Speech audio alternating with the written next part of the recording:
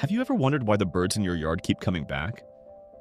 Not just once, not just when food is scarce, but day after day, week after week, sometimes year after year.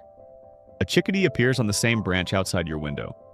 A finch arrives at almost the same time every morning. A robin pauses in the garden before continuing its search for food. To most people, these are small moments that barely register, but something far more remarkable may be happening. Somewhere along the way, those birds learned that your yard mattered. Scientists have discovered that many birds possess astonishing memories. Some can remember thousands of food locations. Others learn routes, landmarks, and feeding opportunities with incredible accuracy. To survive, birds must constantly make decisions. Which tree offers safety? Which garden contains insects? Which feeder provides reliable food? Every choice costs energy, and for a small bird, energy is life. A few bad decisions during a freezing winter night can be fatal. A wasted afternoon searching for food can mean returning to hungry chicks with too little to offer. The birds visiting your yard are not there by accident. They have decided that your property is worth remembering. And that's what makes this mystery so unsettling. Because what if the birds that trust your yard are trusting something that has quietly become a problem? What if one of the most common acts of kindness toward birds is sometimes doing the opposite of what we intended? The strange part is that you would never know. The birds wouldn't stop visiting. They wouldn't leave. They wouldn't warn you. They would simply continue doing what they have always done, returning again and again. Welcome to Feathered Mysteries. Every week we uncover the surprising stories, scientific mysteries, and hidden lives of birds that most people never notice. Subscribe so you don't miss the next mystery. The story begins with a simple assumption that millions of people make every day. If birds are eating something, it must be good for them. After all, wild animals know what they need, right? Yet nature is rarely that simple. Birds evolved to survive in natural environments, not in landscapes filled with human food, processed ingredients, and artificial feeding stations. The instincts that help them find food in the wild do not always protect them from the mistakes humans accidentally introduce. Perhaps the most widespread example is sitting in kitchens around the world right now. Bread. At first glance, bread seems perfectly harmless. Birds eat it enthusiastically. Ducks rush toward it in parks. Sparrows gather around crumbs. Pigeons seem willing to eat almost any amount offered to them. Entire generations grew up believing that feeding bread to birds was an act of kindness. Yet scientists have been warning for years that bread is one of the most misunderstood foods people give to birds.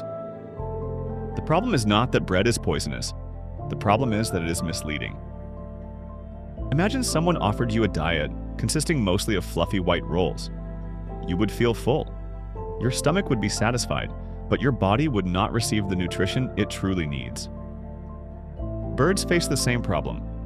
White bread contains relatively little protein, relatively few vitamins, and nowhere near the nutrient density found in many natural foods birds evolved to eat. It fills the stomach without providing the same benefits as seeds, insects, berries, and other natural food sources. For a human, a poor meal may simply be disappointing. For a bird, especially during winter, poor nutrition can have much greater consequences. Consider a chickadee weighing little more than a handful of coins. During a cold night, it may lose a significant percentage of its body weight simply trying to stay alive. Every calorie matters, every nutrient matters, every feeding opportunity matters. If that bird fills up on foods that provide little nutritional value, it may have less room for foods that truly support survival. And here's the most dangerous part. Nothing looks wrong. The bird lands, the bird eats, the bird flies away. From your perspective, the interaction appears completely normal. The mystery remains invisible. But bread is only the beginning.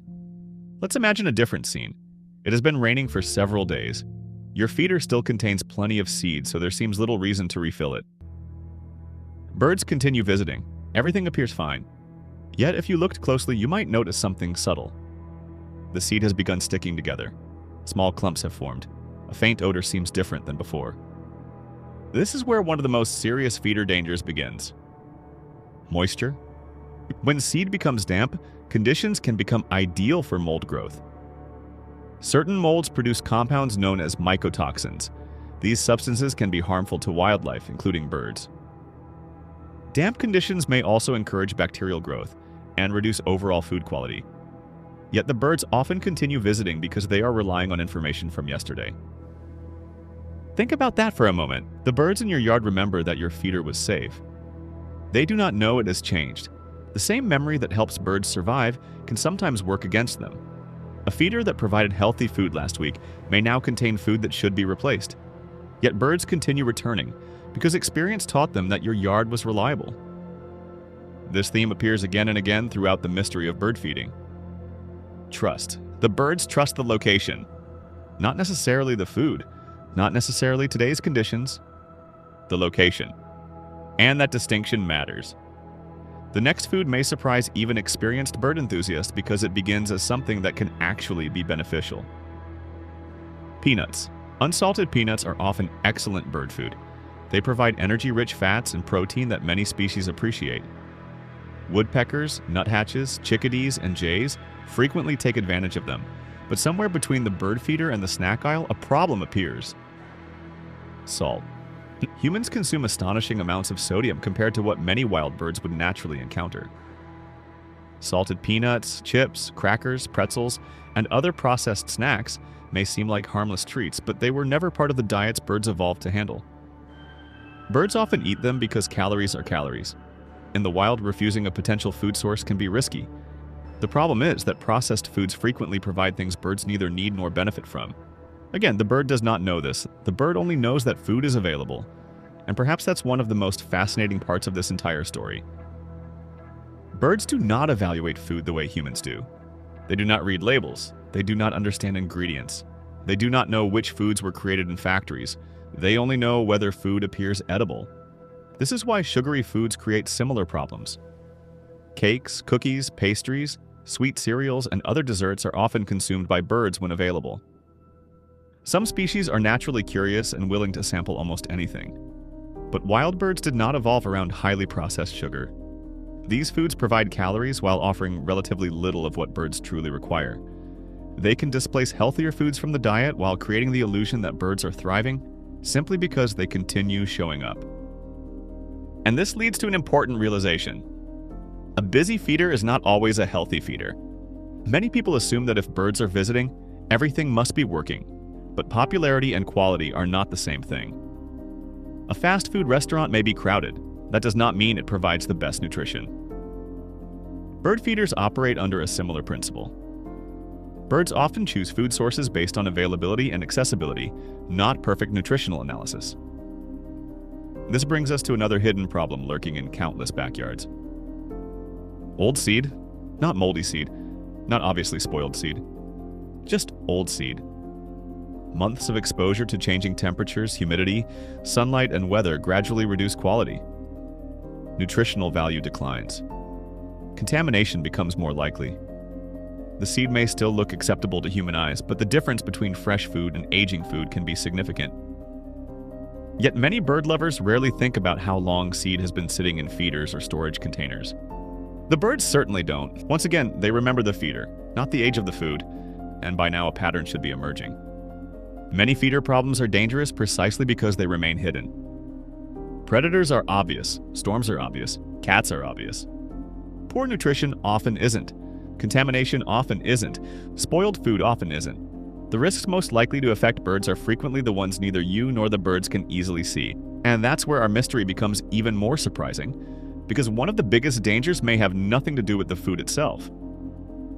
Imagine for a moment that you are a finch. Every morning you fly to the same feeder in your neighborhood. It has always been reliable. Other finches visit too. Some are familiar faces you've seen for weeks. The food is plentiful and the location feels safe.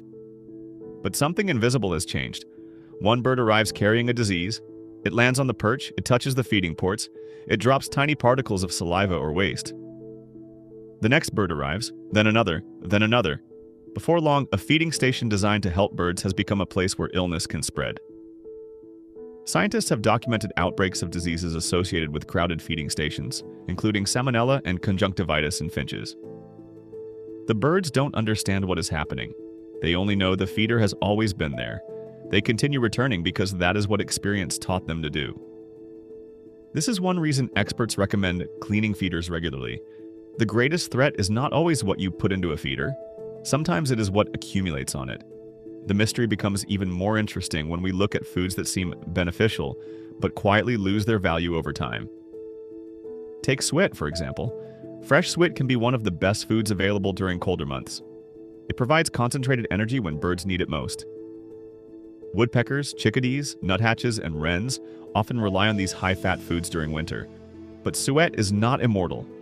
Exposure to heat, sunlight, and time causes fats to deteriorate. Eventually, they become rancid. At that point, the food no longer provides the quality nutrition birds need. Yet the birds keep coming because they trust the location. Notice how often this theme appears. Again and again, the danger is not that birds are making bad decisions. The danger is that they are making decisions based on information that is no longer accurate. Another surprisingly common problem begins the moment someone buys the cheapest seed mix available. Many bird lovers have watched birds scatter seed onto the ground and assumed they are being wasteful. The reality is much more fascinating. Birds are often sorting through the mix, searching for the items they actually want. Low-quality seed blends frequently contain fillers that many species find far less attractive than sunflower seeds or other nutrient-rich foods. The birds throw these unwanted ingredients aside while searching for the good parts. What remains on the ground can become wet, moldy, and attractive to rodents. Ironically, a smaller amount of high-quality food often provides more value than a large quantity of poor-quality seed. Black oil sunflower seeds remain one of the best options for a wide range of backyard species because they are rich in energy and easy to open. Hummingbird feeders introduce another mystery. Many people want to make homemade nectar and naturally assume that honey is healthier because it seems more natural. Unfortunately, hummingbird biology does not care what sounds natural to humans. Honey can encourage fungal growth that may be harmful to hummingbirds. Artificial sweeteners create similar problems because they fail to provide the energy hummingbirds require. The safest recipe remains remarkably simple: plain white sugar mixed with water in the correct ratio. No red dye, no honey, no artificial ingredients. Sometimes the simplest solution is also the safest. But perhaps the most surprising discovery of all is that the biggest bird feeding mistake may not involve feeders at all. If you could ask the birds in your yard what they truly need, the answer would not simply be more seed, it would be habitat. A feeder can help. Sometimes it can help tremendously, yet birds evolved long before humans began hanging feeders in gardens. They evolved in landscapes filled with native plants, insects, berries, seeds, shelter, and water. Many young birds depend heavily on insects during development because insects provide protein that growing bodies desperately need. A feeder packed with seed cannot replace an ecosystem. This explains why some yards seem full of birds while others remain surprisingly quiet, despite having multiple feeders. The difference is often everything surrounding the feeder. Think about the robin that visits your garden. It probably spends far less time at your feeder than many people realize. Instead, it searches for insects, worms, fruits, and other natural foods. The same is true for countless other species. Even birds that enjoy feeders often rely on a much broader menu than most people imagine. This is why native plants can be so powerful. Native flowers support native insects. Native insects support birds. Native shrubs provide shelter from predators. Native trees create nesting opportunities. The healthiest bird-friendly yard is rarely the one with the most feeders. It is often the one that most closely resembles a functioning ecosystem. And this brings us back to where the mystery began. Trust. Somewhere outside your window, a bird has learned that your yard matters. Maybe it's the chickadee that appears every morning. Maybe it's the finch that visits throughout the day. Maybe it's the robin you've been seeing for months without really noticing. To that bird, your property is more than a patch of land. It is part of a survival strategy, part of a mental map, part of a world that must be navigated carefully every single day. The bird doesn't know who filled the feeder. It doesn't understand your intentions. But it has learned that resources can be found there. And that makes your choices more important than you might realize. The good news is that most feeder mistakes are surprisingly easy to fix. Replace bread with nutritious seeds. Avoid salty snacks and processed foods. Keep seed dry and fresh. Remove spoiled food immediately. Replace old sweet. Clean feeders regularly. Use quality seed rather than filler-heavy mixes. Avoid artificial ingredients in hummingbird nectar. Most importantly, think beyond the feeder itself. Plant native flowers. Support insects. Provide water. Create shelter. Give your birds a habitat, not just a feeding station. Because the real goal was never simply attracting birds. Anyone can scatter food and attract birds. The real goal is helping them thrive. And once you understand that difference, you begin seeing your yard differently. Every feeder becomes part of a larger story. Every bird becomes more than a visitor. Every small choice becomes part of an ecosystem that extends far beyond your garden fence. Tomorrow morning, one of your birds may land on your feeder again. It may be the same bird that visited yesterday. It may be the same bird that has been returning for weeks. It will arrive carrying all of the information it learned from previous visits. It will trust its memory. It will trust the location. And because of what you've learned today, that trust can finally be rewarded in the way you always intended. Because the mystery was never whether birds trust your feeder. The mystery was whether the food, the habitat, and the environment waiting there truly deserved that trust. And now, for the birds that call your yard part of their world, the answer can finally be yes.